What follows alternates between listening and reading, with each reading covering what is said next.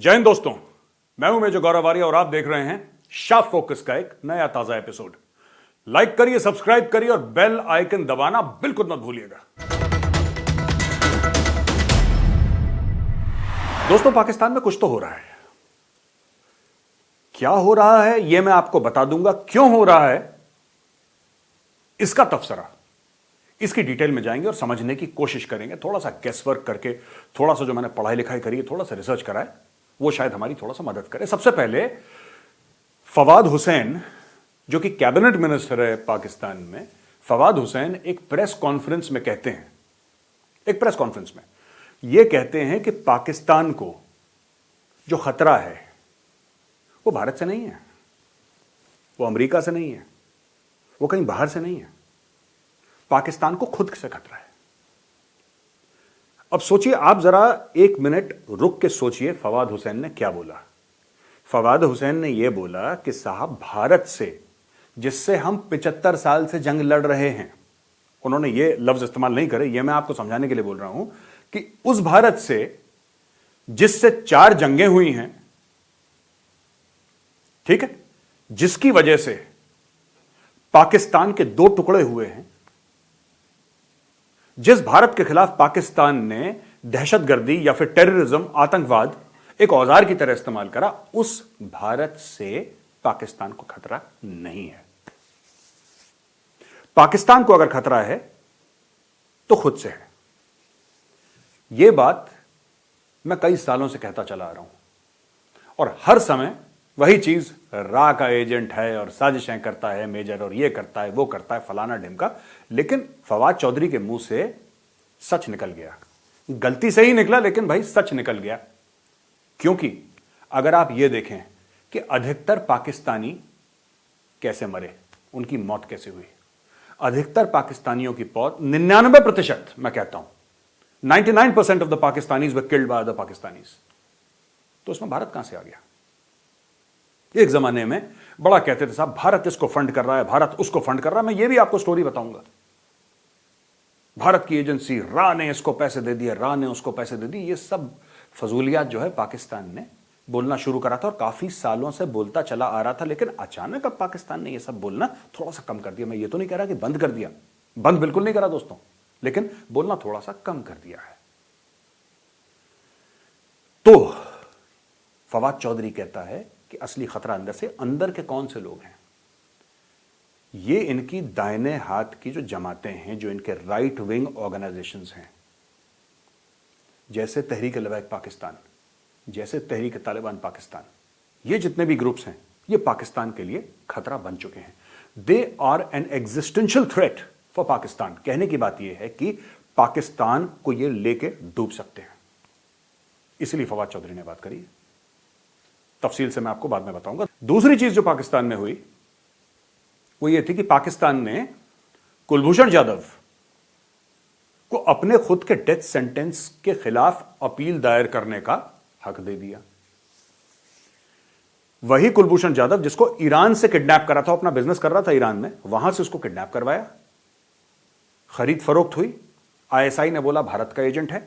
अब उनसे लोगों ने सवाल जवाब करना शुरू करा। इंटरनेशनल कोर्ट ऑफ जस्टिस गए, वहां पे मुंह की खानी पड़ी पाकिस्तान को।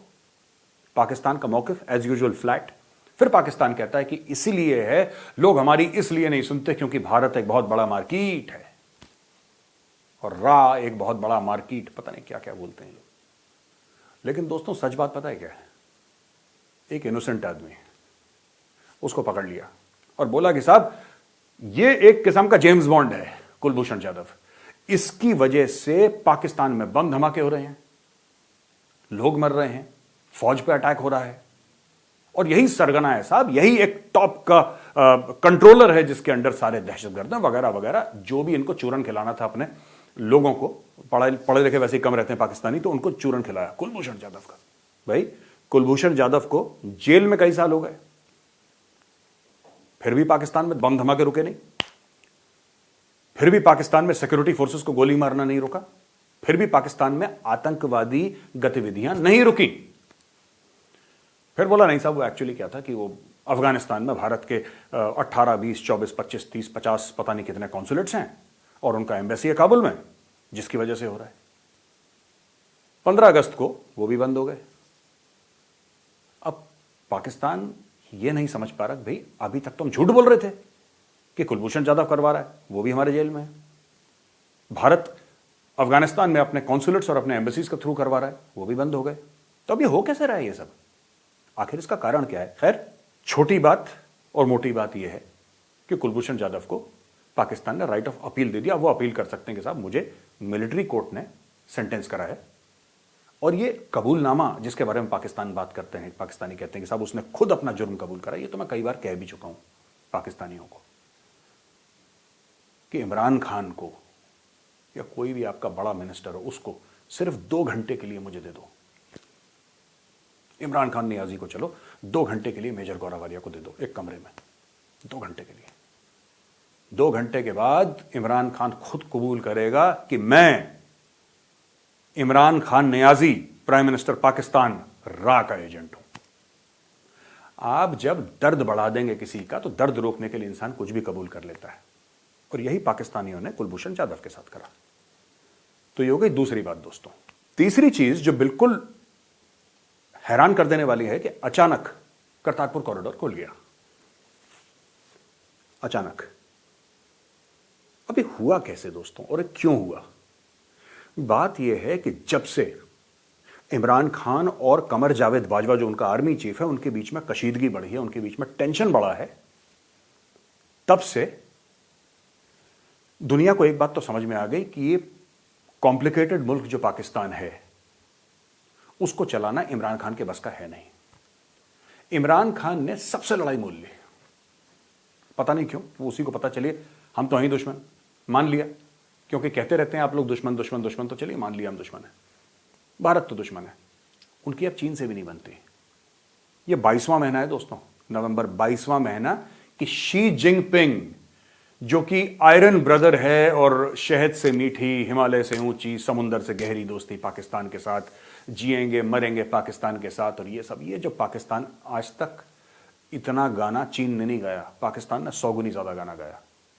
जो गरीब रिश्तेदार होता है ना, वो अमीर का हवाला बहुत देता है, जो अमीर उसका रिश्तेदार होता है ना, कि मैं उसका रिश्तेदार हूं। अमीर कभी नहीं बोलता कि मैं उसका रिश्तेदार हूं। तो वही चीन और पाकिस्तान के बीच में कुछ ऐसी बात है। वो तो खैर रिश्तेदार भी नहीं है। बहरहाल बात यह है कि ये 22वां महीना है, शी जिनपिंग ने फोन नहीं करा इमरान खान को। सी पैक लगभग रुक चुका है। आप ये मान के चलिए कि रुक गया। दासू डैम जिसमें 9 चीनी इंजीनियरों के ऊपर सुसाइड अटैक हुआ था, वो दासू डैम का प्रोजेक्ट ठप हो गया, अरबों डॉलर का। इसके अलावा दासू डैम में जो चीनी इंजीनियर मरे थे उनके लिए कई लाखों डॉलर के मुआवजे की भी मांग चीन ने पाकिस्तान से। बेचारा पाकिस्तान कहां से लाएगा डॉलर, है ही नहीं उसके पास। लेकिन चीन ने बोला बेटा पैसे तुम रखो टेबल पे, उसके बाद हम बात करेंगे। चीनी तो चीनी होते हैं, बाप बड़ा ना भैया, सबसे बड़ा रुपया। तो चीनियों ने बोला तुम पैसे रखो यार पहले। तो अब पाकिस्तान अब इस पशुपेश में फंसा हुआ है। लेकिन इसके बावजूद आप देखिए पाकिस्तान में हो क्या रहा है। पाकिस्तान में फिर इमरान खान अपनी धौंस जमाने के चक्कर में इसको बंद करो, इसको खोलो, इसको उल्टा बोलो, ये ट्वीट करो। इंडिया से तो उसने खराब कर दी अपनी, जो भी परमानेंटली डैमेज कर दी उसने रिलेशनशिप इंडिया से, जिसकी वजह से महंगाई भी बढ़ रही है वहां पे। उसने चीन के साथ खराब कर ली अपनी, उसने अमेरिका के साथ खराब कर ली, उसने यूरोपियन यूनियन के साथ खराब कर ली, उसने सऊदी अरेबिया, मिडिल ईस्ट, सबके साथ उसने खराब कर ली। और अपने साथ ग्रे लिस्ट में अपना इस्लामिक बिरादर तुर्की, उसको भी घसीट के ले आया। पनौती तो फिर पनौती होता है, उसको भी घसीट के ले आया। तो ये हाल है। जो तुर्की बहुत उछल रहा था ना, कश्मीर बनेगा पाकिस्तान, वो तुर्की अब FATF की ग्रे लिस्ट में आज से 2 हफ्ता पहले प्रवेश कर गया। अब आप समझ लीजिए ये पूरे खित्ते में चल क्या रहा है। पाकिस्तान आज की तारीख में बुरी तरीके से फंसा हुआ है, और जनरल कमर जावेद बाजवा जिन्होंने बहुत यकीन करा था इमरान खान नियाजी पर, उन्होंने अब अपना आशीर्वाद वापस ले लिया है। और ये सब क्यों हो रहा है? ये इमरान खान नहीं कर रहा, ये इमरान खान के मंत्रियों को फोन आया है और इमरान खान के मंत्रियों को बोला है कि इंसान के बच्चे बनो बेटा, जानवर नहीं हो, इंसान हो, और अगर इंसान हो असल में तो उसका सबूत दिखाओ।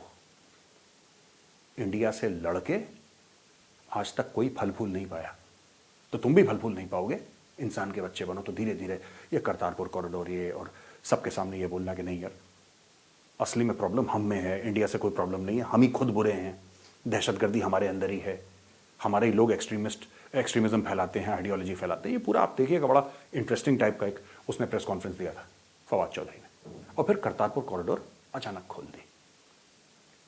ये सब चीजें चल रही हैं। इमरान खान ने दोस्तों पाकिस्तान को डिप्लोमेटिकली, मैंने बताया ना, आइसोलेट कर दिया बिल्कुल। सऊदी अरब से नहीं बनती उसकी। $4.5 अरब जो दिए हैं उसमें 1.5 अरब तो ऑयल की डेफर्ड पेमेंट्स हैं, और 3 अरब बोला है जो बैलेंस है कि तुम खर्च नहीं करोगे बेटा, अपने बैंक में रखो एज अ सेफ्टी मेजर, है ना। जैसे कार में एयरबैग्स होते हैं ना, वो दिखते तो है नहीं, जिस दिन कार का एक्सीडेंट होगा उस दिन डिप्लॉय होंगे। ऐसा नहीं कि Imran Khan billions of dollars का चेक काट के दे रहा है, ना ना, वो अंदर है स्टेट बैंक ऑफ पाकिस्तान में, खर्च मत कर देना। ये हाल है उनका। लोन पे, एड पे पूरा मुल्क चल रहा है। जिस दिन लोन और एड बंद हो गया पाकिस्तान जमीन पर बैठ जाएगा। मैं बार बार बता रहा हूं, डॉलर पाकिस्तान के ओपन मार्केट में 178 रुपए का ट्रेड करना शुरू हो गया है। वैसे उसका 175 रुपए का प्राइस है अगेंस्ट द डॉलर, पाकिस्तानी रुपये की मैं बात कर रहा हूं।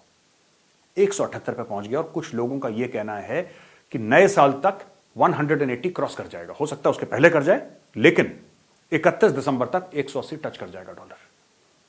पाकिस्तान में दोस्तों हाहाकार मच रखी है इस वक्त, हाहाकार।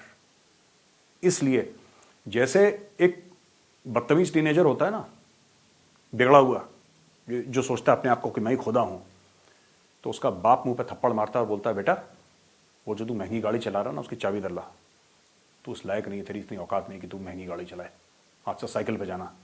यही जनरल कमर जावेद बाजवा ने इमरान खान के साथ करा है। बोला बेटा गाड़ी की चाबी ला इधर, अब गाड़ी तेरे अब्बू चलाएंगे। कुछ समय के लिए गाड़ी दी थी उसको चलाने के लिए, उससे नहीं चली, उसको हजम नहीं हुई वो गाड़ी से मेरी मुराद पाकिस्तान। तो इमरान खान के अब्बू जी ने बोल दिया है कि बेटा अब गाड़ी तेरे अब्बू चलाएंगे। तो अभी तक की ये स्टोरी है। अभी अभी साद हुसैन रिजवी को 3-4 दिन पहले रिहा कर दिया। तहरीक लबैक पाकिस्तान वही गिरोह, पॉलिटिकल पार्टी कह लीजिए दोस्तों, जिसने पाकिस्तानी पुलिस वालों को AK-47 से मारा था। जिनके पास रॉकेट लॉन्चर्स भी थे, उन्होंने इस्तेमाल नहीं करे, वो अलग बात है, लेकिन AK-47 खोल दी उन्होंने। पॉलिटिकल पार्टी है। पंजाब पुलिस के लोगों को गिरा दिया, जान ले ली उनकी। Imran Khan is a Niazi after all, and the Niazis of Mianwali have a long history of surrendering. 16 दिसंबर 1971 में जो सरेंडर करा था ना, जो डॉक्यूमेंट पर साइन करा था, वो भी नियाजी था, इसी का रिश्तेदार था इमरान खान नियाजी का। तो उसने फिर सरेंडर कर दिया, कोई नई बात नहीं है। नियाजी जिसका नाम है वो सरेंडर करेगा, इसने भी सरेंडर कर दिया। लेकिन बात इसके सरेंडर की नहीं है। चलिए वो ये कह सकता है कि मैं चाह रहा था कि मुल्क में अमन हो, चैन हो, शांति हो, इसलिए मैंने, और अपने लोग हैं उनसे बातचीत करने में कोई हर्ज नहीं है। ये इमरान खान का लॉजिक हो सकता है, और हो सकता है इमरान खान का यही लॉजिक हो। चलिए साहब कोई बात नहीं, सरकारें अपने लोगों से बात करती हैं, सरकारें जो होती हैं अपने लोगों से बात करती हैं, दैट्स ऑल राइट। मेरी प्रॉब्लम यह है इस पूरी चीज में कि इसको माफी क्यों मिली है। सिर्फ इसलिए नहीं कि तहरीक लबैक पाकिस्तान ने पूरे पाकिस्तान की नाक में दम कर दिया था और इमरान खान का गद्दी पे बैठना नामुमकिन कर दिया, सिर्फ यह कारण नहीं है। इसका यह भी कारण है कि यह पंजाबी तंजीम है दोस्तों। पंजाबी अगर कत्ल करे तो उसको माफी है, और अगर बलोच आवाज उठाए तो उसको सजाए मौत मिल जाती है। बलोचिस्तान में डिसअपियरेंसेस, सिंध में डिसअपियरेंसेस, खैबर पख्तूनख्वा में डिसअपियरेंसेस। देखिए मैं आपको प्रूफ करता हूं, साबित करता हूं आपको। आप देखिए ना, तहरीक लबैक पाकिस्तान ने, ये तो सब पता है, पाकिस्तानी खुद कहते हैं, इन्होंने कितने पुलिस वालों को मार दिया, कितने पुलिस वालों को इन्होंने मार दिया, कितने अरबों रुपयों की इन्होंने प्रॉपर्टियां जला दी, घर जला दिए, दुकानें जला दी, बसें जला दी, मारपीट करी, कितने 100 पुलिस वाले घायल हो गए, कितने तो क्रिटिकल हैं आज की तारीख में भी। तहरीक लबैक उसको माफ कर दिया। लेकिन अगर क्वेटा में, यूनिवर्सिटी में जो स्टूडेंट्स हैं, विद्यार्थी हैं, सिर्फ वो बोले कि हमें फ्रीडम ऑफ स्पीच चाहिए, हमें बोलने की आजादी चाहिए, तो साहब वो गायब हो जाते हैं, फिर कभी मिलते नहीं। कभी किसी की लाश मिल गई तो मिल गई, अगर उसके मां बाप लकी हों, अगर उसके मां बाप खुशनसीब हों, किस्मत वाले हों, तो अपने बेटे की लाश मिल गई, वरना बेटा गायब, लड़की गायब, कुछ नहीं पता, कोई कुछ नहीं कर सकता। यही चीज सिंध में हो रही है। अब मैं एक बात बोलता हूं, पश्तून तहफ़्फ़ुज़ मूवमेंट है, मंजूर पश्तीन जिसका हेड है, वो अली वजीर और ये सब जो उस पार्टी से मिले हुए हैं, ठीक है। मोहसिन दावर एक दूसरा है उनका, member of national assembly. Ali वजीर एक MNA, जो कि हमारे यहां भारत में मेंबर ऑफ पार्लियामेंट कह सकते हैं जिसको, उसको गायब कर दिया। कुछ नहीं पता FIR हुआ नहीं हुआ, कहां गायब है किसी कुछ नहीं पता। एक सिटिंग मेंबर ऑफ पार्लियामेंट को गायब कर दिया पाकिस्तानी आर्मी ने। क्या उनकी इतनी हिम्मत होती कि पंजाब में किसी को गायब कर देते? अरे पंजाब में मेंबर ऑफ पार्लियामेंट को छोड़ो, इनकी इतनी औकात नहीं, रेड़ी वाले को गायब कर दें पंजाब से, जो सड़क पर रेड़ी चलाता है ना फलों की, उसको गायब कर दें। ये इनकी सबसे बड़ी प्रॉब्लम है पाकिस्तान में। साद हुसैन रिजवी जो लीडर है तहरीक लबैक का, उसको माफी मिल गई और उसके साथ जो 400 उसके साथी जेल में थे, जो उसके फॉलोअर जेल में थे, जिनके ऊपर अलग अलग उन्होंने कानून लगा रखे थे, अलग अलग दफाओं के अंदर उनको जेल में डाल रखा था कि इतने साल की जेल, इतने साल की जेल, उनके ऊपर केस चलने थे, सब के सब आज बाहर हैं सड़क पर, सब के सब, without exception everybody has been released. क्यों? क्योंकि वो पंजाबी हैं, क्योंकि वो पंजाबी हैं। यही साद रिजवी, यही साद हुसैन रिजवी अगर बलोच होता, अगर सिंधी होता, अगर मुहाजिर होता, अगर पश्तून होता, तो ये मिलता नहीं, इसको जान से मारते थे। तो ये स्टोरी है और यही टीज है बाकी पाकिस्तानियों की, यही दर्द है बाकी पाकिस्तानियों का कि we are not equal citizens of this country. कहते हैं मोहम्मद अली जिन्ना ने हमें क्या प्रॉमिस करा था और हमें क्या डिलीवर हुआ, उसमें जमीन आसमान का फर्क है। Punjabis rule Pakistan. इसीलिए साद हुसैन रिजवी आज खुला शेर की तरह घूम रहा है। उसकी जगह कोई और होता ना, बलोच होता, पश्तून होता, तो उसको जान से मार देते हैं लोग। अली वजीर को जेल में डाला, क्या गुनाह क्या था उसका? आप जरा जाके इंटरनेट पे अली वजीर टाइप करिए, मोहसिन दावर टाइप करिए, जो भी हिंदुस्तानी भाई बहन इसको देख रहे हैं आप जाके टाइप करिए, गूगल में जाइए, मोहसिन दावर टाइप करिए। और मैं आपसे ये पूछना चाहता हूं कि उन्होंने करा क्या था, उनका गुनाह क्या था, जरा हमें बता दें कि वो गलत क्या कर रहे हैं। एक बार बता दें हमको कि साहब ये गलत कर रहे हैं ये लोग, इन्होंने ये गलत करा, ये जुर्म है, इसलिए जेल में है वो। अली वजीर इसलिए जेल में है, उसको गायब इसलिए कर दिया क्योंकि उसने ये बोला कि पाकिस्तान के संविधान के तहत हमें अपने हक चाहिए। आप देखिए, कोई गलत बात करी उसने, पाकिस्तान के संविधान के तहत हमें अपना हक चाहिए, उसको गायब कर दिया, जेल में नहीं डाला, उसको गायब कर दिया, वो पता नहीं कहां पे है। लेकिन पंजाब में AK-47 लेके 10 पुलिस वालों को भूनने वाला शेर की तरह खुला घूम रहा है और कोई उसका बाल भी बांका नहीं कर सकता। This is Pakistan for you. अच्छा दोस्तों, एक साहब है मसूद खान, ये फोटो देखिए उनके, मसूद खान। मसूद खान सो कॉल्ड आजाद कश्मीर, जो असल में POK है ना, पाकिस्तान ऑक्यूपाइड कश्मीर, उसका कोट अनकोट प्रेसिडेंट हुआ करता था ये। तो पाकिस्तान कहता है कि नहीं, इसका नाम ही हमने आजाद कश्मीर रखा है, आजाद है। हाँ ठीक है, पाकिस्तान उसको डिप्लोमेटिक, मॉरल और फाइनेंशियल सपोर्ट देता है, लेकिन असल में आजाद है, इसका कोई लेना देना थोड़ा ना है। वैसे ये तो हमारी रियासत भी नहीं है, ये तो आजाद है। कश्मीर की आजादी का कीड़ा, तो साहब बोला कोट अनकोट आजाद कश्मीर जो है ना वो भी आजाद है, और इसका तो प्राइम मिनिस्टर है, इसका तो प्रेसिडेंट है। ये जो POK है दोस्तों, इसका चीफ मिनिस्टर नहीं होता, जैसे पाकिस्तान में और जो सूबे हैं, स्टेट हैं, राज्य हैं, उसके जैसे चीफ मिनिस्टर होते हैं, इनका चीफ मिनिस्टर नहीं होता। यहां पे पाकिस्तान ने डे 1 से यही कर रखा है कि इनका होगा प्रेसिडेंट और प्राइम मिनिस्टर, यानी दुनिया को दिखावा करने के लिए कि साहब ये तो हमने, देखो हम इतने बड़े दरिया दिल लोग हैं, हम अपनी जबान के, अपने कौल के पक्के हैं, हमने इन लोगों को आजादी दे रखी है। वो भारत है साहब जो गलत कर रहा है वहां पे कश्मीर में, ये कर रहा है, वो कर रहा है, भारत। अच्छा, मसूद खान की कब पोल खुली? मसूद खान की तब पोल खुली जब डॉन न्यूज में हेडलाइन आई कुछ हफ्ते पहले कि साहब मसूद खान, जो कि सो कॉल्ड प्रेसिडेंट था आजाद कश्मीर का, साहब छोटी मोटी रियासत में, आजाद कश्मीर अलग देश बिल्कुल अकॉर्डिंग टू पाकिस्तान, पाकिस्तान मसूद खान को एम्बेसडर बना के अपना पाकिस्तान का अमेरिका भेज रहा है। आपको समझ में आया? कॉमेडी है और छल कपट, this is both funny and sad. क्यों?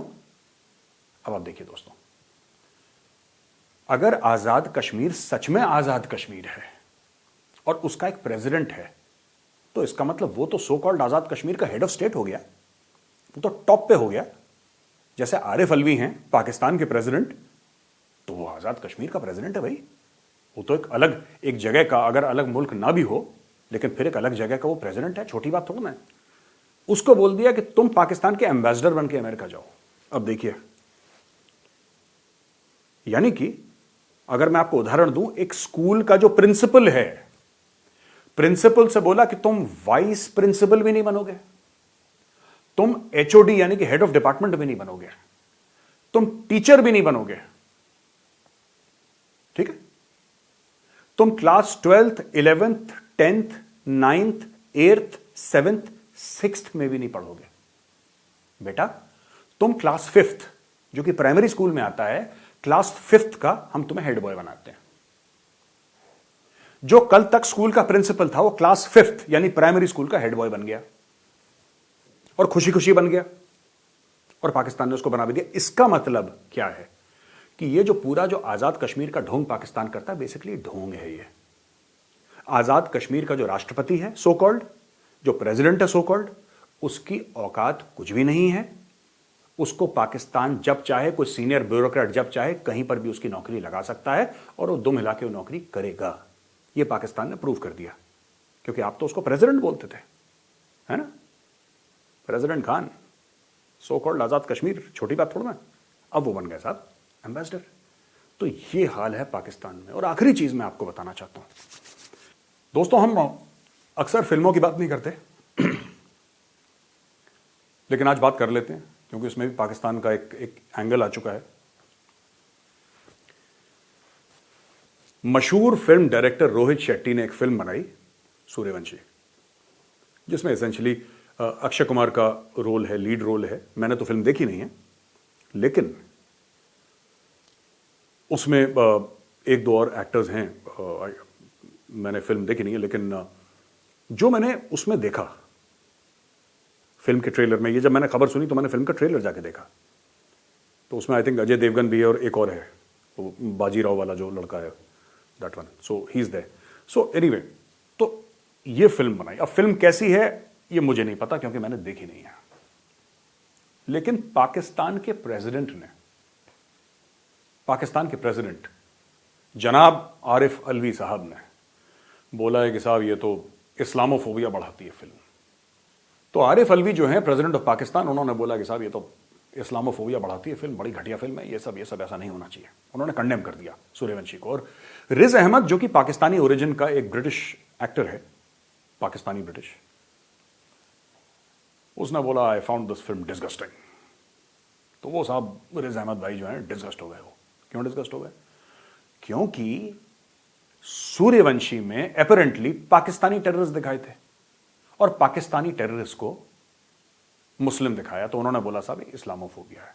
अब एक बात बताइए, एक मैं छोटी सी बात आपसे पूछता हूं, पाकिस्तान का टेररिस्ट बुद्धिस्ट होगा, चाइनीज होगा, मंगोलिया का होगा, नाइजीरिया का होगा, तंजानिया का होगा, क्या होगा वो? आप बताइए, क्या क्या दिखाएगा रोहित शेट्टी? रोहित शेट्टी के हाथ में कौन सी ऐसी जादू की छड़ी है कि रोहित शेट्टी आपको बोले कि ये पाकिस्तानी टेररिस्ट है और इसका नाम हाफिज सईद नहीं, इसका नाम हरीश शर्मा है, और आप बिलीव कर जाएंगे? ऐसी कौन सी छड़ी है रोहित शेट्टी के पास? वो पाकिस्तानी दुखी हो गए साहब कि ये तो इस्लामोफोबिया है और ये मुसलमानों के खिलाफ।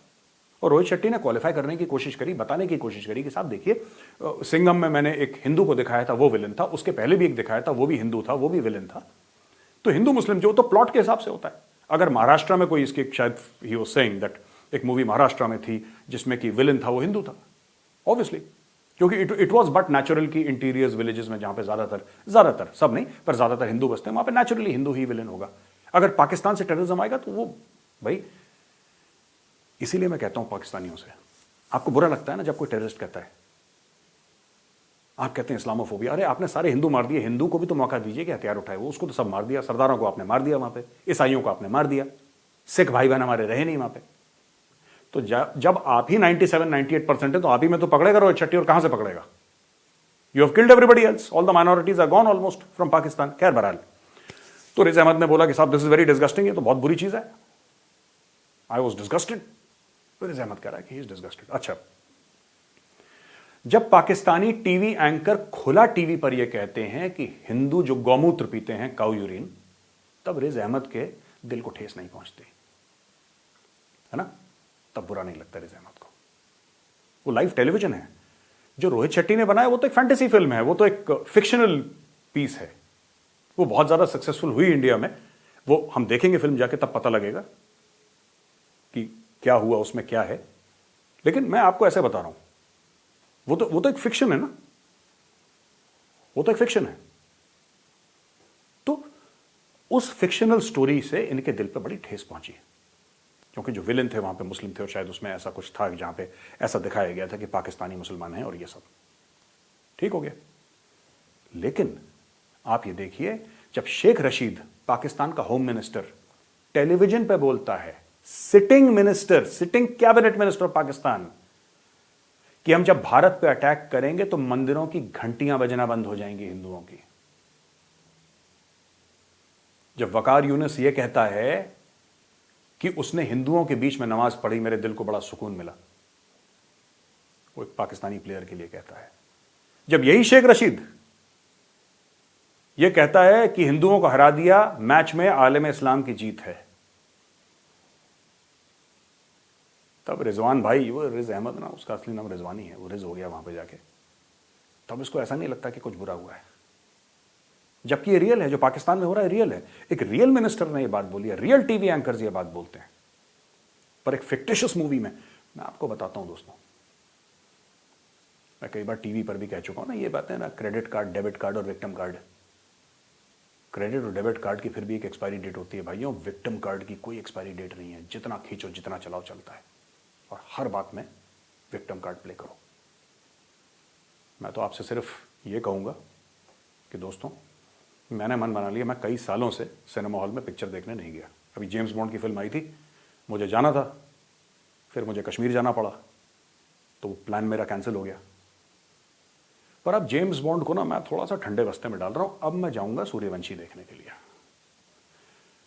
मैं जाऊंगा, परिवार के साथ जाऊंगा। मैं चाहता हूं आप भी परिवार के साथ जाके सूर्यवंशी देखें, देखिए।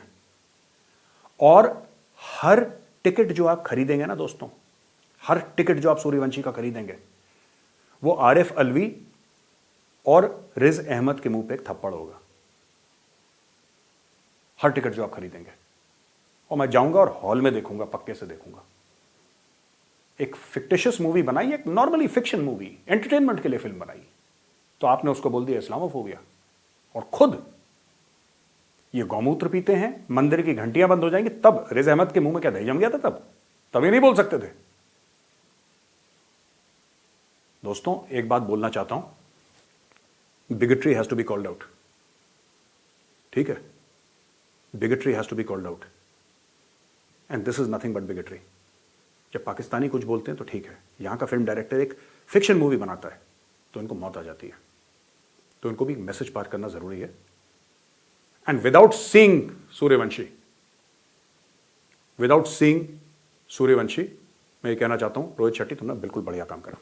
एक और फिल्म बनाओ, सूर्यवंशी पार्ट 2, जिसमें आरिफ अलवी को दिखाना RDX यहां पे बांधा हुआ है और हाथ में AK-47 लेके। ऐसी फिल्म सूर्यवंशी पार्ट 2 बनाना, देखना इसमें। और वहां पे रिज अहमद को भी एक रोल देना टेररिस्ट का। आप पैसे फेंकोगे, जरूर वो एक्सेप्ट करेगा। ठीक है, थैंक यू दोस्तों, मैं चलता हूं। अगले हफ्ते दोबारा एक वीडियो डालूंगा। शार्प फोकस देखने का आपका बहुत बहुत धन्यवाद। और अंत में वही मेरी अपील आप सबसे, लाइक करिए, सब्सक्राइब करिए और बेल आइकन दबाना बिल्कुल मत भूलिएगा। मैं हूं मेजर गौरव आर्य और मेरी टीम और मेरी तरफ से आप सबको जय हिंद।